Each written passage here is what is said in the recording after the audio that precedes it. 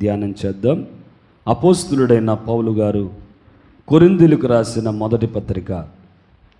అపోస్తులుడైన పౌలు గారు కొరింథీయులకు రాసిన మొదటి పత్రిక 11వ అధ్యాయం. అపోస్తులుడైన పౌలు గారు కొరింథీయులకు రాసిన మొదటి పత్రిక 11వ అధ్యాయము 23, 24, 25 వచనాలు చదువుకుంది. నేను మీకు అప్పగించిన దానిని ప్రభు వలన పొందితిని. ప్రభువైన యేసు తాను అప్పగింపబడిన రాత్రి ఒక రొట్టెను ఎత్తుకుని కృతజ్ఞతాస్తుతులు చెల్లించి దానిని విరిచి, ఇది మీ కొరకైన నా శరీరము, దీనిని చేయుడని చెప్పాను. ఆ ప్రకారమే భోజనమైన పిమ్మట ఆయన ఒక పాత్రను ఎత్తుకుని, ఈ పాత్ర నా రక్తము వలనైన క్రొత్త నిబంధన. మీరు దానిలోది త్రాగునప్పుడెల్లా నన్ను జ్ఞాపకము చేసుకున్నటకై దీనిని చేయుడని చెప్పాను. చూడండి, చదివిన లేఖనాన్ని మనం పరిశీలన చేస్తే యేసు ప్రభు వారు శరీరధారిగా ఉన్న దినాల్లో ఆయన రేపటి దినం శిలువ మరణానికి సిద్ధపడుతూ, శిలువ మరణము అయ్యే ముందు దినం, శిలువకు అప్పగించబడే ముందు దినాన ఆ రాత్రి పస్కా విందును ప్రభు భుజించారు.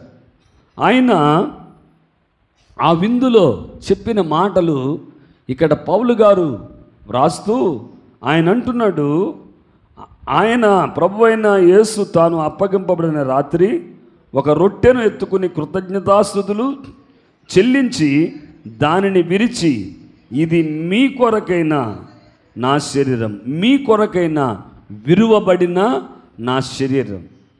మీ కొరకైన ఫుట్నోట్లో రాయబడిన మాట ఏంటంటే, మీ కొరకైన, మీ కొరకు విరువబడిన నా శరీరం, మీ కొరకు విరువబడిన నా శరీరం, నన్ను జ్ఞాపకము చేసుకున్నట్టుకై దీనిని చేయుడని చెప్పాను. మనము ప్రభు బల్లారాధనలో ప్రతి నెల ప్రభు శరీరాన్ని, ఇక్కడ కింద చూస్తే ప్రభు రక్తాన్ని కూడా, ఈ పాత్ర నా రక్తము వలన క్రొత్త నిబంధన, మీరు దీనిలోనిది తాగునప్పుడల్లా నన్ను జ్ఞాపకము చేసుకున్నట్టుకై దీనిని చేయండి. ప్రభు శరీరాన్ని, ప్రభు రక్తాన్ని, ద్రాక్షరసమును ఏమండి రక్తముగాను, శరీరము ఆ యొక్క రొట్టెను ప్రభు యొక్క శరీరముగా మనము భుజిస్తున్నప్పుడు ప్రతిసారి ఎందుకు దేవుని జీవము గల సార్వత్రిక సంఘానికి ఈ యొక్క ఈ ప్రభు శరీరం తినటం, రక్తం త్రాగటం ఎందుకు మనకిచ్చాడు అంటే, ఎందుకు ఈ యొక్క కార్యము జరిగించమని ప్రభు రూఢిగా చెప్పారంటే, ఇక్కడ అంటున్నాడు, ఇది మీ కొరకైనా విరవబడిన నా శరీరం. మన కొరకు విరవబడిన ఆ శరీరము, మన కొరకు విరవబడిన ఆ శరీరాన్ని, మన కొరకు కార్చబడిన రక్తాన్ని మనము త్రాగుతున్నప్పుడు, ఆ యొక్క శరీరాన్ని భుజిస్తున్నప్పుడు ప్రతిసారి ప్రభువుని జ్ఞాపకం చేసుకోవాలి. ఇక్కడ అంటున్నాడు, మీరు ఈ శరీరమును త్రాగి, ఈ శరీరమును తిని, రక్తాన్ని త్రాగుతూ ఉన్నప్పుడు నన్ను జ్ఞాపకం చేసుకున్నట్టుకే దీనిని చెయ్యండి. ఏమన్నాడండి ప్రభు? నన్ను ఎందుకు చేయాలి? ఈ ప్రభు శరీరం రక్తాన్ని ఎందుకు భుజించాలి, ఎందుకు త్రాగాలి, ఎందుకు యోగ్యముగా దీన్ని భుజించాలి అని అంటే, మనము దీనిలోని త్రాగున్నప్పుడల్లా, ఈ విరవబడిన శరీరాన్ని తినినప్పుడల్లా మనము ప్రభువుని జ్ఞాపకం చేసుకోవాలి. ఏదో అలవాటు ప్రకారం ఇది క్రీస్తు శరీరం అంటే నోట్లో పెట్టుకుని చప్పరించుకుంటూ వెళ్ళిపోవటం కాదు. అలవాటు ప్రకారం ఏదో వచ్చాము, తిన్నాము, త్రాగాము అని చెప్పి ఏదో నామకార్థంగా వెళ్ళిపోవడానికి కాదు. ప్రభు శరీర రక్త మాంసములో పాలు పంపులు పొందేది ఇది గొప్ప ధన్యకరమైన కార్యం. ఇది అందరికి ఇచ్చేది కాదు. ఎంత గొప్పవాడైనా ఏమండి ఇది తీసుకోవడానికి యోగ్యుడు కాదు. ఎవడైతే యేసు ప్రభువు వారు రక్షకుడని, ఆయనే విమోచకుడని, ఆయనే నా జన్మ కర్మ పాపముల నిమిత్తమై నేను నా పాపముల నిమిత్తమై ఆయనే సిలువలో రక్తము కార్చాడని ఎవరైతే నమ్మి విశ్వసించి బాప్తిస్మ అనుభవంలోకి వస్తారో, ఎవరైతే ఆయనను పరిపూర్ణంగా నమ్ముతారో వారు మాత్రమే ఏమండి చెయ్యి పెట్టవలసిన బల్ల. ఈ బల్లను యోగ్యముగా పుచ్చుకోవాలి. ఇది అందరూ పుచ్చుకునేది కాదు. ఎవరైతే నమ్మి బాప్తిస్మం పొందుతారో వారందరూ కూడా ఈ బల్లలో చెయ్యి కలపాలి. కొంతమందికి ప్రభు యొక్క శరీరము యొక్క ఏమండి ప్రభు యొక్క శరీరము రక్తము ఈ ప్రభు బల్లను కొంతమంది అంత ఏదో గొప్పదానిగా ఎంచరు.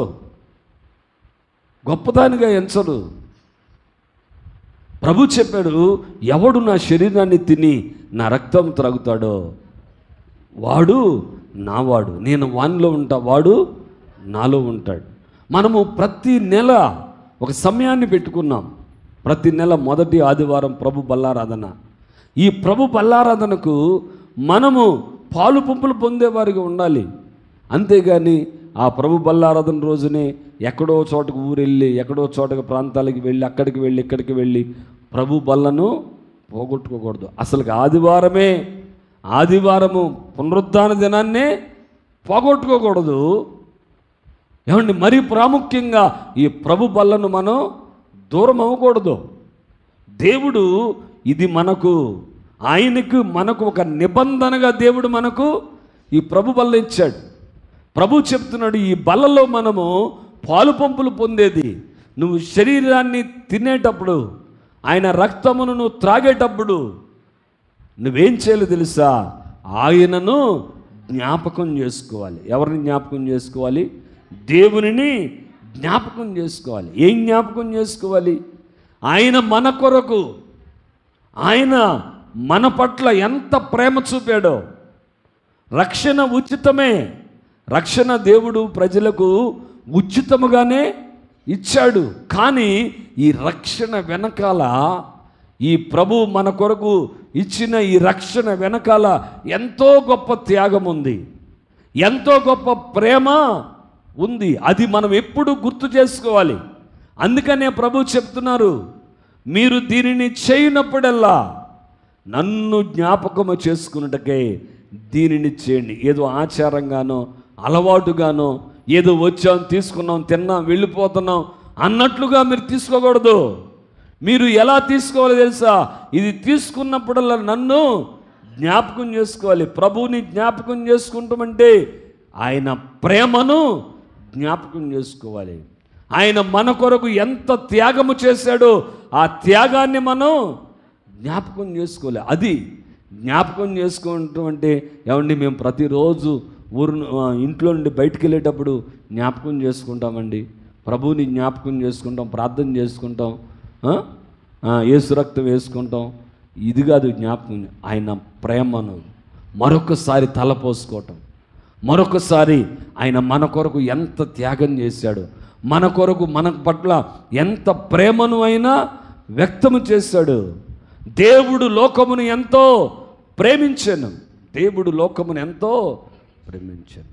తన అద్వితీయ కుమారునిగా పుట్టిన వాని యందు విశ్వాసముంచువాడు ప్రతివాడు దేవుడు లోకమును ఎంతో ప్రేమించాడు.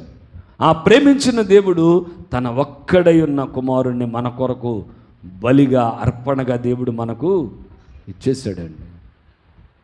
దేవుడు లోకాన్ని ఎంతో ప్రేమించి ఆయన ఏం చేశాడంటే ఒక్కడై ఉన్న యేసు ప్రభు వారు ఆయన శరీరాన్ని ధరించుకుని ఈ భూమి మీదకు ప్రభు వచ్చారు. ఆయన ప్రేమ ఎంత గొప్పదో నువ్వు జ్ఞాపకం చేసుకోవాలి. నువ్వు ప్రభు బల్లలో చేయి పెట్టే ప్రతిసారి క్రీస్తు ప్రేమను మనం జ్ఞాపకం చేసుకోవాలి. చూడండి ఒకసారి రోమాపత్రిక 5వ అధ్యాయం 8వ వచనం. అయితే దేవుడు మన ఎడల తన ప్రేమను వెల్లడిపరుచుతున్నాడు. ఎట్లనగా మనమింకను పాపులమై ఉండగానే క్రీస్తు మన కొరకు చనిపోయి. నువ్వు ప్రభు బల్లలో చేయి పెట్టే ప్రతిసారి మనం తెలుసుకోవలసింది ఏంటంటే, మనమింకను పాపులమై ఉండగానే క్రీస్తు మన కొరకు చనిపోయాను. నేను పాపినై ఉండగా నా పాపములను పరిహరించడానికి నేను ఏ శ్రమనైతే అనుభవించాలో, నా పాపము విషయమై నేను నేను ఎన్ని చేయాలో వాటన్నిటినీ నా ప్రభు నా కొరకు చేశారు. నేను ఇంకను పాపులమై ఉండగానే క్రీస్తు మన కొరకు చనిపోయాను. మనం ఇంకా పాపులమై ఉండగానే, ఇంకా మనలో పాపముతో మిళితమై ఉండగానే, ఇంకా వ్యసనాల్లో ఉండగానే, ఇంకా అపవిత్రతలో ఉండగానే క్రీస్తు మన కొరకు, దీనిని మీరు జ్ఞాపకం చేసుకోవాలి. మనం ఇంకను పాపులమై ఉండగానే క్రీస్తు మన కొరకు చనిపోయాడు అని చెప్పి నువ్వు ప్రభు బల్లలో పాలు పంపులు పొందే ప్రతిసారి ఆయనను జ్ఞాపకం చేసుకోవాలి. నీవు ఇంకా పాపివై ఉండగానే క్రీస్తు నీ కొరకు చనిపోయాడు. అంతేకాకుండా అదే మాట అంటాడు చూడండి, అదే అధ్యాయంలో 6వ వచనం, ఏలయనగా మనం ఇంకా బలహీనులమై ఉండగా. ఏంటండి? ఏలయనగా మనం ఇంకను బలహీనులమై ఉండగా క్రీస్తు మన కొరకు చనిపోయాను. యుక్త కాలమున భక్తిహీనుల కొరకు. అంటే మనము బలహీనులమై ఉండగా, మనము భక్తిహీనులమై ఉండగా, మనము పాపులమై ఉండగా క్రీస్తు మన కొరకు చనిపోయాను. ఇక్కడ అంటాడు, నీతిమంతుని కొరకు ఎవడైనా ఒకవేళ చనిపోట తెగించును. నీతిమంతుడి కోసం, మంచోడి కోసం ఎవడైనా త్యాగం చేస్తాడు. ఒక మంచోడి కోసం ఒక త్యాగం ఎవడైనా చేస్తాడు. ఒక భక్తిహీనుడి కొరకు, ఒక బలహీనుడి కొరకు, ఒక పాపి కొరకు ఎవడు త్యాగం చేస్తాడు? ఇక్కడ అదే అంటున్నాడు, నీతిమంతుని కొరకు సైతం ఒకడు చనిపోవట అరుదు. నీతిమంతుడి కోసం కూడా ఎవడు చనిపోడు. భార్యకు భయంకరమైన రోగం వచ్చిందండి అన్నారు, నీ అవయవాల్లో ఒక అవయవం ఆమెకిస్తే బ్రతుకుద్దని చెప్పాడు డాక్టరు. ఇస్తాడండి? ఇవ్వడు. అంత త్యాగం చేయడండి. నువ్వు నీ రక్తం నీ భార్య ఎక్కిస్తే బ్రతుకుద్ది, నీ రక్తం నీ భర్తకు ఎక్కిస్తే బ్రతుకుతాడు, కానీ నువ్వు చచ్చిపోతావు. నీ ఆఖరి రక్తపట్టు నీ భర్తకు ఎక్కించాలి, నువ్వు చచ్చిపోతావు. అంటే భార్య ఇస్తుందండి? ఇవ్వదు. ఎవరు త్యాగం చేయరు. తమ ప్రాణాన్ని నీతిమంతుని కొరకు కూడా ఒకడు త్యాగం చేయట అరుదు. అయితే ఎవడైనా ఒకవేళ తెగిస్తే మంచివాడి కొరకు ఒకవేళ తెగిస్తాడు. ఒకవేళ అది అరుదు. కానీ ఒకవేళ ప్రేమను బట్టి ఒకవేళ నా బిడ్డ కొరకు నేను చచ్చిపోతా, నా భార్య కొరకు చచ్చిపోతా, నా భర్త కొరకు చచ్చిపోతా అనేవాళ్ళు ఎక్కడో అరుదుగా ఉంటారు కొంతమంది. అలాంటి వారు ఒకవేళ త్యాగం చేస్తే చేయొచ్చు. కానీ మనం ఇంకా బలహీనులమై ఉండగానే, మనం ఇంకా భక్తిహీనులుగా ఉండగానే, మనం ఇంకా పాపులమై ఉండగానే క్రీస్తు మన కొరకు చనిపోయాడు. నీ కొరకు ఇది జ్ఞాపకం చేసుకోవాలి. నువ్వు ప్రభు బల్ల యొద్దకు వచ్చే ప్రతిసారి మనము జ్ఞాపకం చేసుకోవాల్సింది ఏంటో తెలుసా? క్రీస్తు నా కొరకు చనిపోయాడు.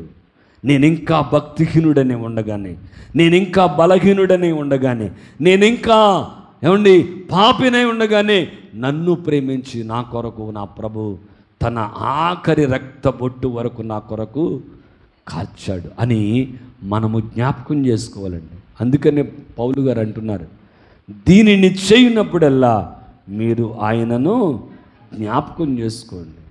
మీరు దీన్ని చేయనప్పుడల్లా ఏం జ్ఞాపకం చేసుకోవాలి? మనం ఇంకా బలహీనులమై ఉండగానే క్రీస్తు మన కొరకు చనిపోయాడు. మనం ఇంకా పాపులమై ఉండగానే క్రీస్తు మన కొరకు చనిపోయాడు. మనం ఇంకా భక్తిహీనులమై ఉండగానే మన కొరకు చనిపోయాడు.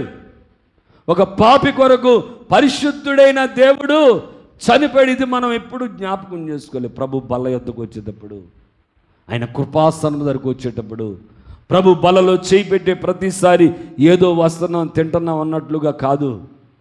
దేవుని శరీర రక్త మాంసంలో పాలు పంపులు పొంది ఈ భాగ్యం ఎంత గొప్పదో తెలుసా?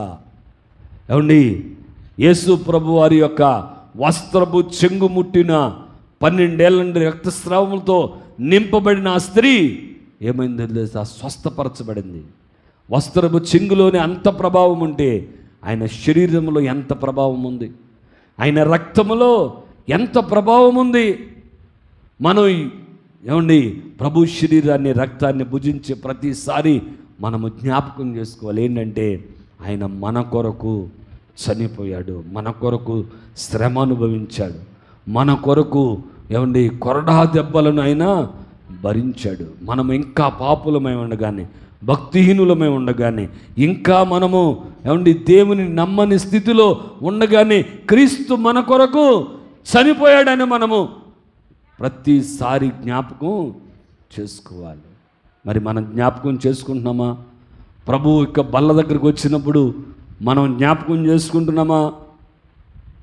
దేవుని పిల్లలమైన మనం ఏమండి ప్రభు యొక్క శరీరాన్ని రక్తాన్ని భుజించేటప్పుడు ఆయన మన కొరకు ఎంత త్యాగం చేశాడో ఆయన ప్రేమను, ఆయన త్యాగాన్ని మనం జ్ఞాపకం చేసుకోవాలి. ఏంటండి, ఆయన మన కొరకు చేసిన ప్రేమను, త్యాగాన్ని జ్ఞాపకం చేసుకోవాలి. అంతేకాకుండా మనము ఆయన శరీరాన్ని రక్తాన్ని భుజిస్తున్న ప్రతిసారి మనం జ్ఞాపకం చేసుకోవాల్సింది ఏంటంటే ఆయన మన కొరకు సిద్ధపరిచిన రక్షణను జ్ఞాపకం. ఈ భూమి మీద కోట్ల మంది ఉన్నారు, అంతమందికి లేని రక్షణ దేవుడు నీకే ఇచ్చాడు. ఏమంటే దేవుని మందిరానికి ఎంతోమంది వస్తారు, ఎంతోమంది వెళ్ళిపోతారు. కానీ ఎవరైతే దేవుని ప్రణాళికలో ఉంటారో వారే నమ్మి రక్షణ పొందుతారు. ఈ గ్రామంలో ఎంతోమంది ఉన్నారు, కానీ ఎంతమందికి లేని భాగ్యం దేవుడు నీకు ఎందుకు ఇచ్చాడు? అది ఆయన యొక్క ప్రణాళిక. నిన్ను ఇంకా ప్రేమిస్తున్నాడు. దేవుడు మనకు సిద్ధపరిచిన ఆ రక్షణ విషయమై మనం ఎప్పుడు జ్ఞాపకం, ప్రభువా లోకంలో ఎంతోమంది నశించిపోతున్నారు, ఎందుకోను నన్ను ప్రేమించావు, నాకెంత గొప్ప రక్షణ ఇచ్చావు ప్రభువా. ఆ రక్షణ విషయమై మనం జ్ఞాపకం చేసుకుని మనం కృతజ్ఞులమై జీవించాలి. దేవుడు మనకిచ్చిన రక్షణ కొరకు రక్షణను జ్ఞాపకం చేసుకోవాలి. అంతేకాకుండా ప్రభు బల్లలో పాలు పంపులు పొందే ప్రతిసారి ఆయన రక్షణను జ్ఞాపకం చేసుకోవాలి. దేవుడు మనకిచ్చిన స్వస్థతను జ్ఞాపకం చేసుకోవాలి. ఏం జ్ఞాపకం చేసుకోవాలండి? స్వస్థత. ఆయన గాయముల చేత మనకు స్వస్థత కలిగింది. మనం ఏం జ్ఞాపకం చేసుకోవాలి? ప్రభు బలయతకు వచ్చినప్పుడు దేవుడు మనకిచ్చిన రక్షణను జ్ఞాపకం చేసుకోవాలి. ప్రభు యొద్ద మనం పొందుకుంటున్న ప్రతి క్షణము పొందుకుంటున్న ఆ స్వస్థతను జ్ఞాపకం చేసుకోవాలి. ఎంతోమంది లోకంలో చూడండి జ్వరం వచ్చి చచ్చిపోతున్నారు తెలుసా? జ్వరము తగ్గక చచ్చిపోయే వాళ్ళు ఎంతోమంది ఉన్నారు. చిన్న బలహీనత వచ్చి చచ్చిపోతున్నారు. వాళ్ళు మందులు వేసుకోలేదా? వారు డాక్టర్ని సంప్రదించలేదా? వారు వైద్యం చేయించుకోలేదా? వైద్యం చేయించుకోక చచ్చిపోయారా? లేదు, అది బాగా వైద్యం చేయించుకున్నారు. కానీ స్వస్థత అనేది వైద్యుడు ఉండొచ్చు, కానీ స్వస్థత ఇచ్చేవాడు దేవుడే. మెడిసిన్ ఉండొచ్చు, కానీ స్వస్థత కలగజేసేవాడు దేవుడే. మన శరీరంలో దేవుని యొక్క మహా సైన్యం ఉంది. ఎక్కడ? మన శరీరంలో, మన అవయవాల్లో, మనకున్న ఈ వీటిలో ఉండేదంతా ఏంటంటే దేవుని సైన్యం. ఆయన చెప్పినట్లు అవి వింటాయి అంతే. ఆయన పేరేంటంటే సైన్యములకు అధిపతి. మన శరీరంలో ఉన్న ఈ కణాలు ఇవన్నీ ఏంటంటే దేవుని యొక్క మహాసైన్యం. ఒకవాడు చిన్న జ్వరం వస్తుంది, ఒక పారాసిటమాల్ వేసుకుంటాడు, ఒక జ్వరం ట్యాబ్లెట్ వేసుకుంటే తగ్గిపోద్ది. కారణం ఏంటండి? దేవుడు వాడిని స్వస్థపరిచాడు, దేవుడు కృప చూపాడు. ఏమండి ఇక్కడ అంటున్నాడు, మనము ప్రతిసారి ప్రభు బల్లలో చేయి పెట్టే ప్రతిసారి దేవుడు మనకిచ్చిన స్వస్థతను బట్టి, దేవుడు మనకిచ్చిన రక్షణను జ్ఞాపకం చేసుకోవాలి. ఒకసారి చూడండి, యెషయా గ్రంథము 53వ అధ్యాయం. యెషయా గ్రంథం 53వ అధ్యాయం.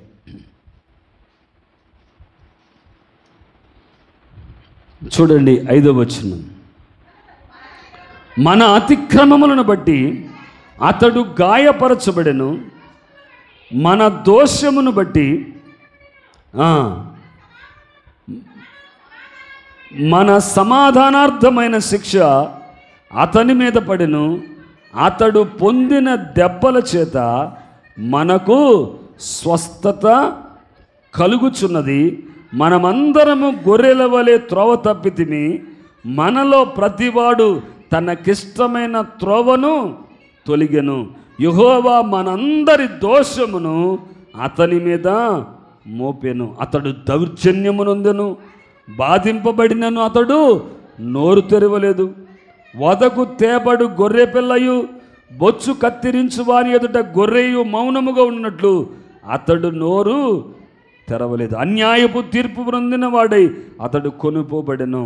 అతడు నా జనుల అతిక్రమమును బట్టి అతడు మొత్తబడెను. ఇక్కడ అంటున్నాడు, మన అతిక్రమములను బట్టి ఆయన గాయపరచబడెను, అతడు పొందిన దెబ్బల చేత మనకు స్వస్థత కలుగుచున్నది. మన రక్షణ కొరకు ఆయన గాయపరచబడ్డాడు. మన యొక్క దోషముల నిమిత్తమై ఆయన తీర్పు తీర్చబడ్డాడు. మన యొక్క మనలను మనకు రక్షణ కలగచేయడానికి ఆయన స్వరూపమైనను సొగసైన లేనివాడిగా ఆ సిలువలో మారిపోయాడు. ఈ రక్షణ అనేది చాలా గొప్ప దేవుడిచ్చిన కృపండి. మనకు అవకాశం వచ్చిన వెంటనే రక్షణ పొందాలి, మారు మనసు పొందాలి. దేవుడు ఒక అవకాశం ఇస్తాడు. ఇచ్చిన వెంటనే ప్రభువుని నమ్మి రక్షింపబడి బాప్తిస్మము తీసుకోవాలి. ఇది గొప్ప కృప. రేపు ఎల్లుండి అవతల ఎల్లుండి అని వాయిదా వేయకూడదు. దేవుడు మనకిచ్చిన ఈ రక్షణను కాపాడుకోవాలి. రక్షణ మనకు అవకాశంగా వచ్చిన వెంటనే ఆ రక్షణను పొందాలి. మనము ప్రభు బల్లలో పాలుపొంపులు పొందేటప్పుడు ఏమి జ్ఞాపకం చేసుకోమన్నాడంటే దేవుడు, ఒకటి, నువ్వు పొందిన రక్షణను జ్ఞాపకం. నువ్వేమి నీ రక్షణ కొరకు నువ్వేమైనా ఒక కోడె దూడను లేకపోతే ఒక గొర్రెను తెచ్చి బలి అర్పించావా? నీ రక్షణ కొరకు ఏమైనా నువ్వు కాళ్ళకు చెప్పులు లేకుండా తిరిగేవా? నీ రక్షణ కొరకు ఏదైనా పెద్ద యాగం చేసావా? నీ రక్షణ కొరకు ఏదైనా పెద్ద బలి అర్పణ చేసావా? ఏం చేయలేదుగా. ఉచితంగానే రక్షణ పొందావు. నీ పాపముల నుండి, నీ శాపముల నుండి, నువ్వు అనుభవిస్తున్న ప్రతి శ్రమ నుండి నువ్వు రక్షణ ఎలా పొందావంటే యేసయ్య నీ కొరకు బలి అయిపోయాడు. మన కొరకు ఆయన బలి అయిపోయాడు. మనలను రక్షించడానికి ఆయన సిలువలో ఆకాశానికి భూమికి మధ్య వేలాడుతూ కఠోరమైన శ్రమను పెంచి వదకు తేబడిన గొర్రె బొచ్చు కత్తిరించు వాని ఎదుట మౌనముగా ఉండినట్లు ఆయన మౌనముగా నోరు తెరవలేదు, అన్యాయపు తీర్పు పొందాడు. అతడు స్వరూపమైన సొగసైనను లేనివాడిగా మారిపోయాడు. ఆయనకు స్వరూపమైనను సొగసైన లేను, మనుషులు విసర్జించబడిన వాడిగా, వ్యసనక్రాంతుడ వ్యాధి అనుభవించబడిన వాడిగా మారిపోయాడు. ఎందుకు ఆయన వ్యాధి అనుభవించవలసిన వాడిగా మారాడంటే మనలను వ్యాధుల నుండి, పాపముల నుండి, అపవిత్రత నుండి విడిపించడానికి, మనకు రక్షణ కలగచేయడానికి, మనకు స్వస్థత కలగచేయటానికే యేసయ్య సిలువలో అంత శ్రమ. మనము ప్రభు శరీరములో, ప్రభు రక్తములో పాలు పంపులు పొందే ప్రతిసారి ఆయన సిలువ మరణాన్ని జ్ఞాపకం. నీ రక్షణ నీకు ఉచితంగా వచ్చింది కాదు, నీవేదో కష్టపడి సంపాదించింది కాదు, వెలబెట్టి కొనుక్కున్నది కాదు. పాత నిబంధనలో ఒక వ్యక్తి పాపం చేస్తే ఆ పాపానికి తగిన వెల చెల్లించాలి. పాపానికి తగిన వెల. ఆ పాపం చేసిన వ్యక్తి ప్రధాన యాజకుడి దగ్గరికి వచ్చి, అయ్యా ఇదిగో నేను ఈ పాపం చేశా, ఇదిగో నేను ఈ యొక్క అక్రమము చేశా, ఇదిగో ఇలాంటి పాపము నా జీవితంలోకి వచ్చింది, నన్నేం చేయమంటావు? వెళ్ళి ఒక గొర్రెను తెచ్చుకో, ఒక మేకను తెచ్చుకో, ఒక పావురాన్ని తెచ్చుకో, 2 జతల పావురాలు తెచ్చుకో, లేకపోతే ఇదిగో నైవేద్యాన్ని తెచ్చుకో. ఒకవేళ దైవజనుడు చెప్తాడు, నీ దోషానికి నివృత్తి అవ్వాలంటే నువ్వు ఒక వెలను చెల్లించాలి. నీ పాపము నిర్వృత్తి అవ్వాలంటే, నీ పాపము క్షమించబడాలంటే, నీ పాపము నుండి నీవు విడుదల పొందాలంటే ఆ సమయానికి నువ్వు ఒక వెలను, ఒక గొర్రెను, ఒక కోడెను, ఒక పావురాన్నో లేకపోతే ఇంకో దేన్నో వెల చెల్లించకుండా పాప క్షమాపణ జరిగేది. అయ్యా నేను పేదోడినండి, నా దగ్గర డబ్బులు లేవు, ఎలాగా? నేను పేదోడినండి, వెళ్ళి 2 పావురాలైనా తెచ్చుకో. డబ్బున్నోడువా గొర్రెను తెచ్చు, ఒక కోడి దూడను తెచ్చుకో. అంటే పాపమునకు ప్రాయశ్చిత్తం చేయడానికి వెల చెల్లించాలి. కానీ నీ పాపముల నిమిత్తమై వెల ప్రాయశ్చిత్తం అవడానికి మనము ఏ వెల ఉచితంగా పొందుకున్న ఈ రక్షణ మనము ప్రభు బల్లలో చేయి పెట్టే ప్రతిసారి ఈ ఉచితముగా పొందిన ఈ రక్షణ విషయమై మనం జ్ఞాపకం చేసుకోవాలి. ఎలా పొందుకున్నాం ఈ రక్షణ?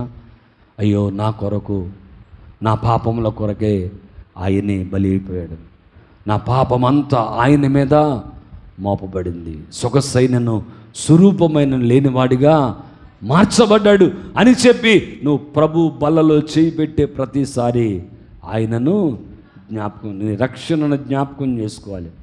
నువ్వు ప్రభు యొద్ద పొందుకున్న స్వస్థతను జ్ఞాపకం చేసుకోవాలి. మన పాపములను క్షమించడానికి దేవుడు సిలువ మ్రానుపై ఆయన మృతి చెందాడు. అంతేకాకుండా మన రోగములను కూడా స్వస్థపరచడానికి, మన రోగముల నుండి మనను విడిపించడానికి ఆయన సిలువ శ్రమను అనుభవించాడు. మన రోగమును ఈనాడు మనం స్వస్థత పొందుతున్నామంటే దైవికమైన స్వస్థత. మన శరీరంలో ఉన్న అవయవాలు పాడైపోయినా దేవుడు మనల్ని బ్రతికిస్తున్నాడంటే అది దైవికమైన స్వస్థత. ఆయన పొందిన దెబ్బల చేత మనము స్వస్థత. నువ్వు ప్రభు బల్లలో పాలు పొందులే ప్రతిసారి ఆయనను జ్ఞాపకం చేసుకోవాలి. ప్రభు ఎంత త్యాగం చేశాడో, నీ కొరకు ఎంతగా త్యాగం చేశాడో నువ్వు దానిని జ్ఞాపకం చేసుకోవాలి. మనం జ్ఞాపకం చేసుకుంటున్నామా? ప్రభు శరీరంలో రక్తములో పాలు పొందులు పొంది ప్రతిసారి ప్రభు చూపిన ప్రేమను, ప్రభు చూపిన త్యాగాన్ని, ప్రభు మన కొరకు సిద్ధపరిచిన రక్షణ విషయమై ప్రభు మన కొరకు స్వస్థపరిచిన స్వస్థతను మనము జ్ఞాపకం చేసుకోవాలి. దేవుడు అదే అంటున్నాడు, ఈ దీనిని మీరు చేయనప్పుడల్లా నన్ను జ్ఞాపకం చేసుకోవాలి. బైబిల్ గ్రంథంలో దేవుడు ఇశ్రాయేలు ఐగుప్తులో 430 సంవత్సరాలు చెరలో ఉన్నారు. 430 సంవత్సరాలు వారు ఐగుప్తు బానిసత్వంలో వారు బ్రతుకుతూ ఉన్నారు. అయితే వారు దేవునికి మొరపెట్టారు, ప్రభువా ఈ ఐగుప్తు అని ఈ అగ్ని కొలిమిలో ఇలుము కాలినట్లుగా మేము కాలిపోతున్నామయ్యా, మమ్మల్ని రక్షించవా, మమ్మల్ని విడిపించవా, ఈ పరిస్థితుల్లో నుండి మమ్మలను బయటికి తీసుకురావా అని దేవునికి మొరపెట్టినప్పుడు దేవుడు ఏం చేశాడంటే వారిని విడిపించడానికి దైవజనుడైన మోషేను ఐగుప్తుకు పంపించాడు. ఐగుప్తుకు పంపించి ఐగుప్తులో ఎన్నో అద్భుతాలు చేశాడు దేవుడు. ఐగుప్తులో మోషే వచ్చిన వెంటనే ఐగుప్తులో చేసిన అద్భుతం ఏంటంటే కర్రను పాముగా చేశాడు. ఏం చేశాడండి? కర్రను పాముగా చేశాడు. రెండవది ఆయన చేసిన పని ఏంటంటే నీళ్లను రక్తంగా మార్చాడు. ఇలాగా నీళ్ల రక్తంగా మార్చాడు. ఆ నీళ్ళలో కప్పలను, ప్రతి ఇంటిలో కప్పలను బహుగా సృష్టించాడు. ధూళిని పేలుగా చేశాడు. ఏమండి, బాధకరమైన ఈగలను పంపించాడు. ఏమండి, తెగులు పంపించాడు. శరీరంలో దద్దుర్లను దేవుడు పంపించాడు. వడగళ్ళు పంపించాడు. అంతేకాకుండా ఏమండి భయంకరమైన మిడతలను దేవుడు పంపించాడు. అంత కటిక చీకటిని దేవుడు పంపించాడు. ఆ ఐగుప్తు యొక్క తొలుచూలు పిల్లలను దేవుడు హతమార్చాడు. అనేక అద్భుతాలు చేశాడు. ఎర్ర సముద్రాన్ని దేవుడు పాయలుగా చేశాడు. ఆకాశము నుండి మన్నాను కురిపించాడు. వారికి ఆహారానికి పూరేళ్లను దేవుడు కురిపించాడు. ఎన్నో అద్భుతాలు చేశాడు. వారు ముందు వెళుతుంటే కొండలు మెట్టలు ఏమండి వారికి స్వాగతం పలికి తప్పిపోయినాయి అంట. అలాంటి అద్భుతాలు ఎన్నో దేవుడు ఇశ్రాయేలు పక్షాన చేశాడు. ఎన్నో అద్భుతాలు. ఈ అద్భుతాలు ఏ మానవుడు చేయలేని అద్భుతాలు. ఇది దైవికమైన అద్భుతాలు ఇవి. ఏ మనిషి మోషే కర్ర వేసినప్పుడు కర్ర పాముగా మారింది. ఐగుప్తులు కూడా కర్రను పాముగా చేశారు. మోషే యొక్క కర్ర ఐగుప్తుల కర్రను మింగేసింది. నీళ్లు రక్తంగా మార్చినప్పుడు వాళ్ళు కూడా నీళ్లు రక్తంగా మార్చాడు. కానీ భూమిని ఏమంటే ధూళిని కొట్టినప్పుడు ధూళి పేలుగా మారిపోతే వాళ్ళు అన్నారు ఇది దేవుని శక్తి, మనం చేయలేం.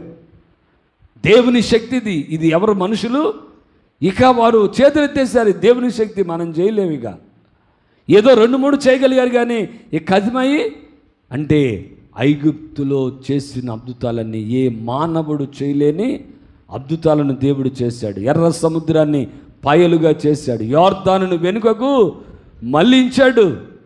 వారి జీవితాల్లో ఆకాశము నుండి మన్నాను కురిపించాడు. ఏమండి పూరేళ్లను దేవుడు ఎన్నో అద్భుతాలు చేశాడు. కానీ ఈ అద్భుతాలన్నీ ఒక్క మోషే ద్వారా దేవుడు చేయించాడు. ఈ అద్భుతాలు చేయడానికి దేవుడు ఖర్చు అయిపోలా అయ్యాడండి. దేవుడికి ఏమైనా ఖర్చు అయిందా ఈ అద్భుతాలు చేయటానికి? ఇశ్రాయేలును ఐగుప్తులో నుండి ఆ కఠినమైన బాధలో నుండి ఆ కఠినమైన శ్రమలో నుండి అగ్ని కొలిమిలో కాలిపోతున్న వారిని విడిపించడానికి దేవుడు ఎన్నో అద్భుతాలు చేశాడు. కానానుకు నడిపించడానికి వారి మధ్యలో ఎన్నో అద్భుతాలు, మారాను మధురంగా మార్చాడు. బండను చీల్చి నీటిని సముద్రమంతా విస్తారముగా దేవుడు పంపించాడు. కానీ ఇన్ని అద్భుతాలు దేవుడు చేసిన ఇన్ని అద్భుతాలు దేవుడు చేయటానికి దేవుడే మాత్రం ఖర్చు అవలా. దేవుడు ఒక్క మాట మోషే సెలవిస్తే అలా జరిగింది. దేవుడు అద్భుతాలు చేయడానికి ఖర్చు అయిపోలా. కానీ మన జీవితంలో మన పాపము నుండి విడిపించడానికి దేవుడే శరీరధారిగా ఈ లోకానికి వచ్చి తను పూర్తిగా ఖర్చు అయిపోయాడు. తను పూర్తిగా ఖర్చు అయిపోయాడండి. తను నిలువెల్ల నలిగిపోయాడు. విరవగొట్టబడిన వాడైపోయాడు. మనందరి కొరకు శ్రమ నొందిన వాడిగా మారిపోయాడు. స్వరూపమైనను సొగసైనను లేనివాడిగా మారిపోయాడు. ఇది ఎప్పుడైనా నువ్వు గుర్తుంచుకున్నావా? ఐగుప్తులో ఆయన అద్భుతాలు చేయటానికి ఏం ఖర్చు అవ్వాలి? ఒక మాట ఇస్తే గొప్ప కార్యాలు జరిగిపోయాయి. వారిని విడిపించాడు. కానీ నిన్ను పాపము నుండి విడిపించడానికి దేవుడే పరలోకము నుండి భూమికి దిగి వచ్చాడు. ఇది జ్ఞాపకం చేసుకోవాలి. మనము ప్రభు శరీరమును రక్తంలో త్రాగుతున్న ప్రతిసారి దేవుని జ్ఞాపకం చేసుకోవాలి. నా ప్రభు నా కొరకు నిలువెల్లా నలిగిపోయాడు. అయ్యో ఎన్నో అద్భుతాలు చేయడానికి ఆయన ఖర్చు అయిపోలేదు. కానీ నా పాపములను విడిపించడానికి ఆయనే పూర్తిగా ఖర్చు అయిపోయాడు. ఆవిరైపోయాడు. యాగమైపోయాడు. బలియాగముగా మారిపోయాడు. ఇది మనము దేవుని బలిపీఠము దగ్గరికి వచ్చేటప్పుడు మనము జ్ఞాపకం చేసుకోవాలి. మనం జ్ఞాపకం చేసుకుంటున్నావా? దేవుడు నీ కొరకు ఎంత కనికరము చూపాడు. దేవుడు నీ కొరకు ఎంత కృప చూపాడు. దేవుడు నీ పట్ల ఎంత గొప్ప కార్యం చేశాడో నువ్వు జ్ఞాపకం చేసుకుంటున్నావా? ఏదో వస్తున్నావు, బలం చేసుకున్నావు, వెళ్ళిపోతున్నావు. యేసయ్య చెప్తున్నాడు, దీనిని మీరు చేయనప్పుడల్లా నన్ను జ్ఞాపకం చేసుకున్నట్టుగా దీనిని చేయండి. ఏం జ్ఞాపకం చేసుకోవాలి? ఆయన మన కొరకు ఏమండి రక్షణ, ఎంత గొప్ప రక్షణ ఆయన ఎంతగా చేశాడో వాటిని మనం జ్ఞాపకం చేసుకోవాలి. మనం జ్ఞాపకం చేసుకోవాలి. అంతేకాకుండా మనం ఇంకా ఏం జ్ఞాపకం చేసుకోవాలంటే ఒకసారి చూడండి బైబిల్ గ్రంథంలో నుండి, దేవుని వాక్యంలో నుండి ఒకసారి చూడండి. కొరింథీయులకు రాసిన మొదటి పత్రిక. మనం జ్ఞాపకం చేసుకోవాల్సింది ఏంటంటే చూడండి ఒకసారి,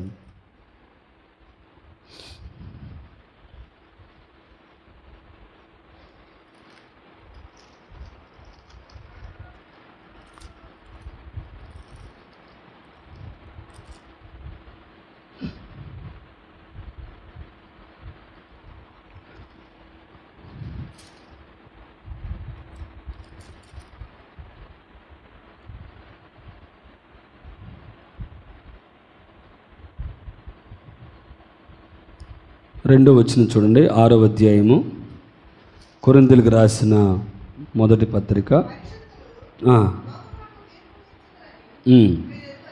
మీరు ఎరుగరా మీ వలన మిక్కిలి అల్పమైన సంగతులను గూర్చి తీర్పు తీర్చుటకు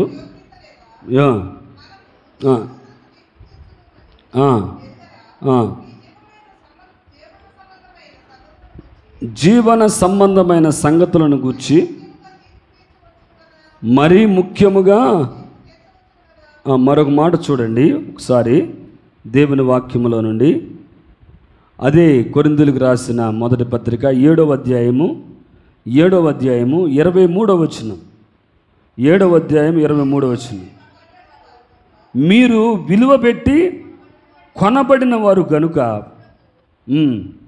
మనుష్యులకు దాసులు కాకుడి. సహోదరులారా, ప్రతి మనుష్యుడును ఏ స్థితిలో పిలువబడునో ఆ స్థితిలోనే దేవునితో సహవాసముగా కలిగి ఉండవని ఇక్కడ అంటున్నాడు.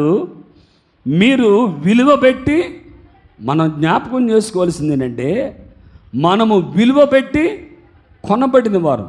ఎలాగండి? విలువ పెట్టి కొనబడిన వారం. ప్రభు యొక్క శరీరంలో రక్తములో పాలు పంపులు పొందే ప్రతిసారి మనం జ్ఞాపకం చేసుకోవాల్సింది ఏంటయ్యా అంటే, మనము విలువ పెట్టి కొనబడిన వారం. ఎవరమండి?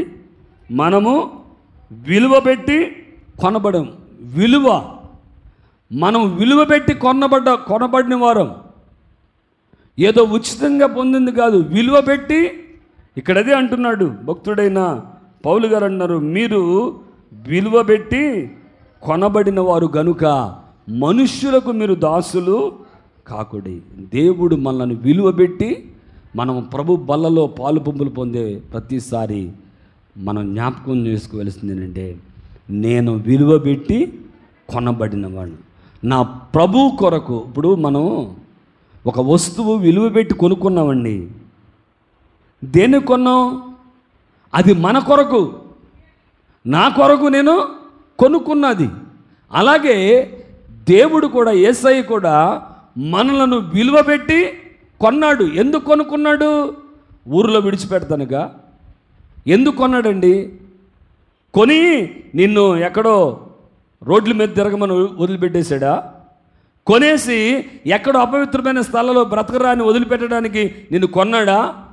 ఎందుకు కొన్నాడు దేవుడు? దేవుడు ఎందుకు కొన్నాడండి? ఆయన కొరకు మనము బ్రతకడానికి, ఆయన కొరకు మనము బ్రతకడానికి. మనం ఎవరమంటే విలువ పెట్టి కొనబడిన వారు. దేవుడు ఎందుకు కొనుక్కున్నాడు తెలుసా? ఈ భూమి మీద సార్వత్రిక దేవుని సంఘాన్ని ఆయన విలువ పెట్టి కొన్నాడు. కొని మనల్ని మనల్ని ఒక పూట కోళ్ళవానికి అప్పగించాడు.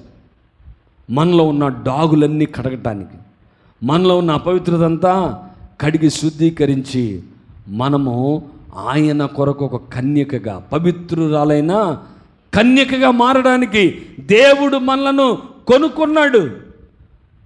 మన కొరకు యేసయ్య మేఘారుడై వచ్చినప్పుడు మనము ఆయనను ఎదుర్కోవటానికి మనం ఆయన ఎద్దుకు వెళతాం.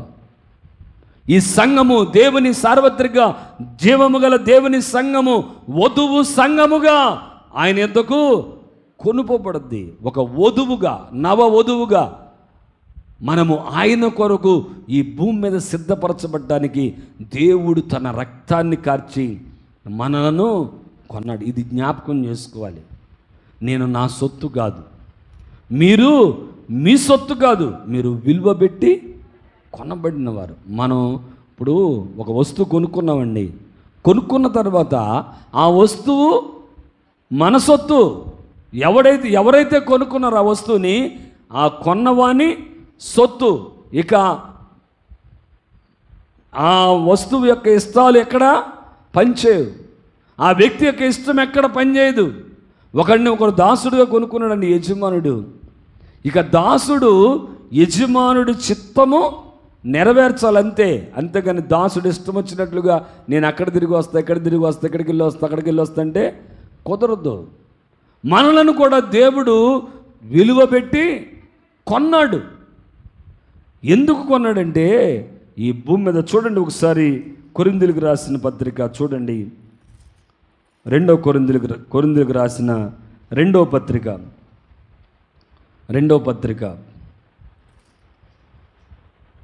చూడండి ఒకసారి 11వ అధ్యాయం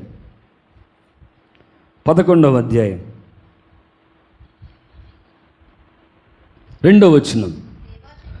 దేవాశక్తితో మీ ఎడల ఆసక్తి కలిగి ఉన్నాను, ఎందుకనగా పవిత్రురాలైన కన్యకనుగా ఒక్కడే పురుషునికి అనగా క్రీస్తుకు సమర్పింపవలెనని మిమ్మును ప్రదానము చేసి తిని. దేవుని స్తోత్రాలు చెప్దాం.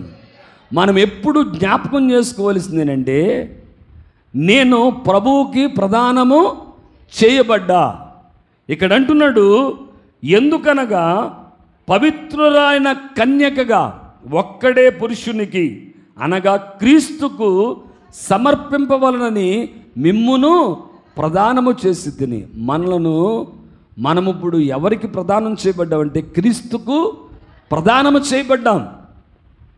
ఒక్కడై ఉన్న పురుషునికి క్రీస్తు మేఘారుడై పెండ్లి కుమారుడిగా వచ్చినప్పుడు వధువు సంఘమంతా ఆయన యొద్దకు కొనుపోబడుతుంది.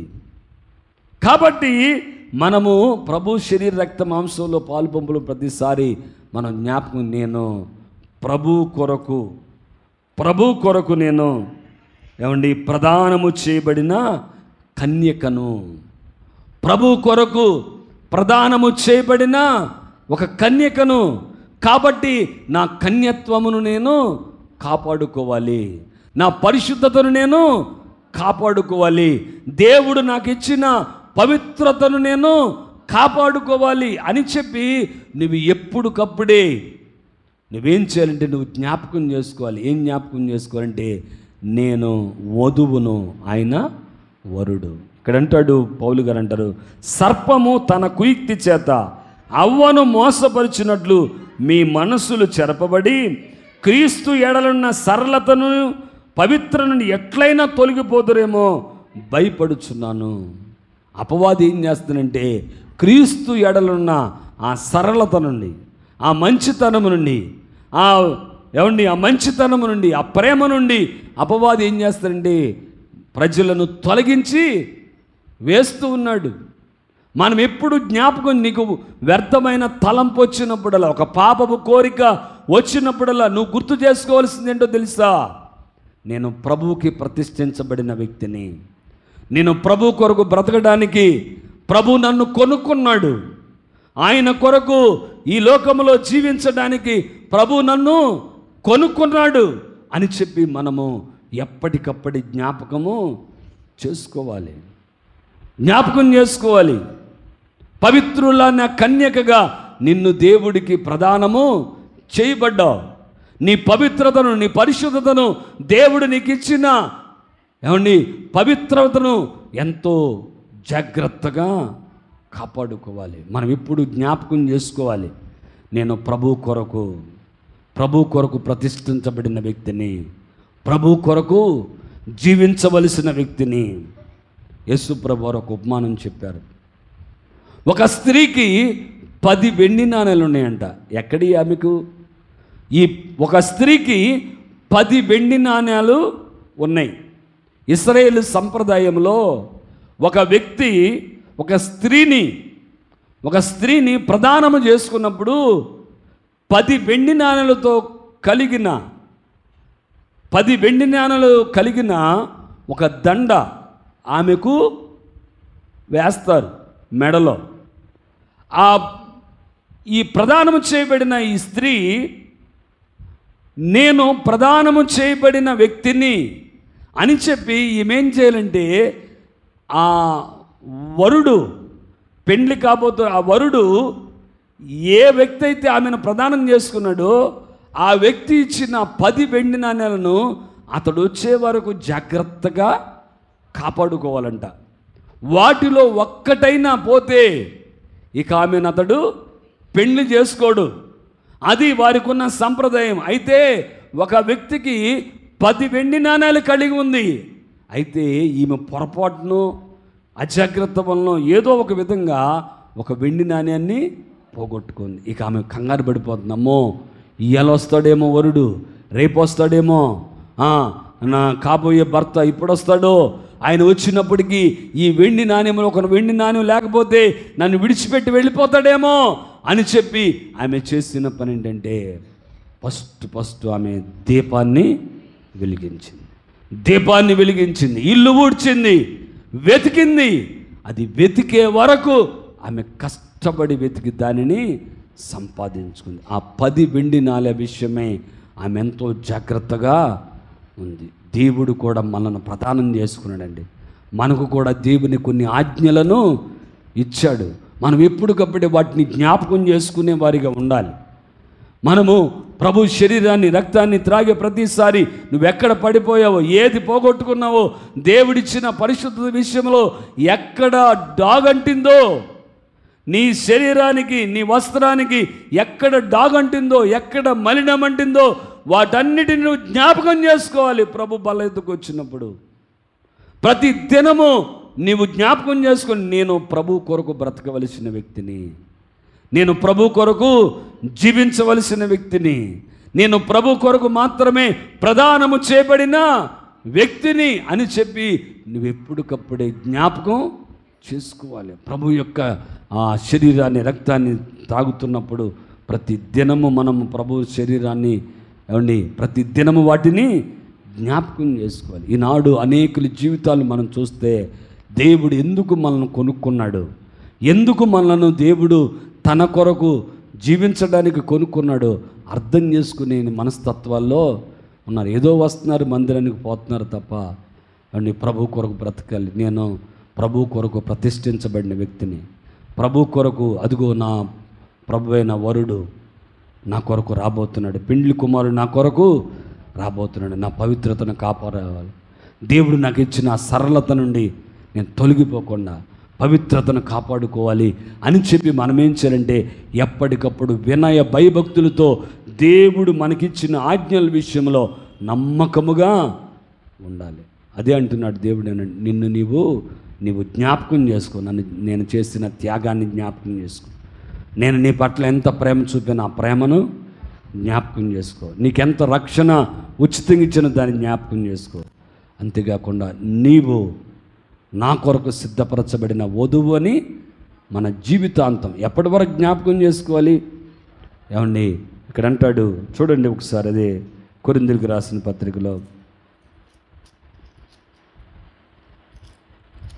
ప్రభు వచ్చు వరకు 26వ వచనం, మీరు రొట్టెను తిని ఈ పాత్రలను త్రాగునప్పుడల్లా ప్రభు వచ్చు వరకు ఆయన మరణమును ప్రచురణ. ప్రభు వచ్చు వరకు మనం వీటిని జ్ఞాపకం చేసుకోవాలి. అంతేకాకుండా దేవుడు మన మీద పెట్టిన భారం ఏంటంటే ప్రభు వచ్చు వరకు ఆయనను ప్రచురించాలి. నువ్వెక్కడుంటే అక్కడ నీ ప్రక్క వారికి దేవుని గూర్చి ప్రచురించాలి. దేవుడు మనకిచ్చిన విధి,